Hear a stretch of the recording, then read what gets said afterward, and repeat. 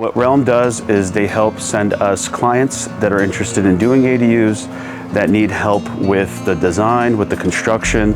And what Realm does so well is they manage their expectations. They help walk the client through the process. Their data-driven approach kind of helps clients understand the investment and what goes into these ADUs, and helps them find a better vetted contractor that specializes in the exact scope that they're planning to have.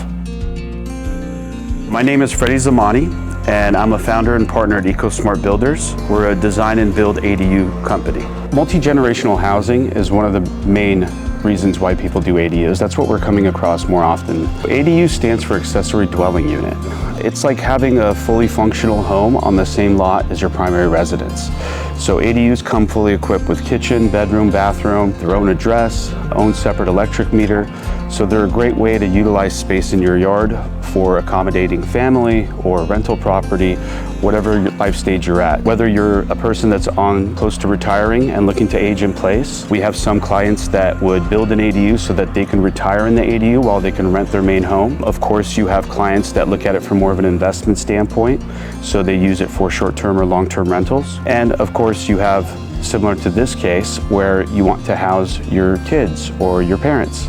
So having your parents or your children in close proximity while at the same time using your space better and adding value to the property is the main motivating factor for a lot of people. This client is actually building this ADU to have separate living quarters for their daughter and her family, her husband and her kids. So right beneath us here was a nice big swimming pool, and the clients decided that in order to better use the space and the yard for more functionality, they're going to replace it with a 2-story, 3-bedroom, 2-bath ADU. So the ADU is going to be here in the back. And when we were assessing the scope, we looked at a few things. So more importantly, you have to see the local and city codes and make sure that the client's vision and their scope and what they want for the ADU is in line with that. So a lot of things that we had to take into consideration was, first off, this utility pole. So knowing the location of the pole and the amount of space that we need between the pole and the ADU to avoid encroachment is a key issue here. And obviously, the pool being here when we first met, so the client having the foresight to take care of the pool, remove it, have it done professionally with permit, and to create a buildable area where the pool used to be is one of the first steps to this project. So this client's motivation here is to create a more functional space, replace the pool, which we know can have high maintenance costs, and replacing it with something that creates value like an ADU that's more practical. So the client wanted to make sure that their daughter and her family not only has privacy, but also has the independence that any family would want, while still keeping close to the kids. Once we meet with the client and we go over what they're looking for, and of course with collaboration with Realm, we have a good idea. We make sure that it's feasible based on local and zoning and city code. Then we start our due diligence phase, which is assessing the site, like I mentioned before, things like utility poles, distance to the main home. And most importantly, we wanted, for any new construction project, it's important to get what's called a boundary and topography survey. That allows us to define the exact location of the property lines, so that when we are drawing the footprint, the early stage, we know where the setbacks lie. In particular, one setback that's uniform across the state of California is a 4-foot fire code setback, so referred to as the fire setback, so 4 feet from all property lines. And in order to actually know that, you have to have that survey.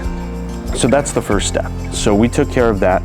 Then through Zoom calls, meetings with myself, with our design team and the client, we hone in on what footprint makes the most sense. And we take things into consideration like natural light, privacy, and more importantly, functionality.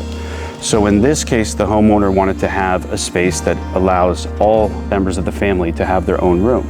So that's why we're maximizing the ADU to 1,200 square feet and 3 bedrooms and 2 bath. So it's going to have 2 bedrooms upstairs with a bathroom and 1 bedroom downstairs with another bathroom. And of course, the first level is going to be a little bigger than the second level so that we can accommodate a bigger living area for family time. Now, what we're building is a home for someone new. Being a part of someone's life journey and seeing their excitement and how having an additional place to live impacts everybody involved, whether it's the owners in this case and the people moving in. Being a part of that experience with them and delivering on what we promised and taking it from conception to completion, it's very rewarding. Because in the end, there's all different types of construction you can do, but building someone a home, in my opinion, is the most rewarding type of construction.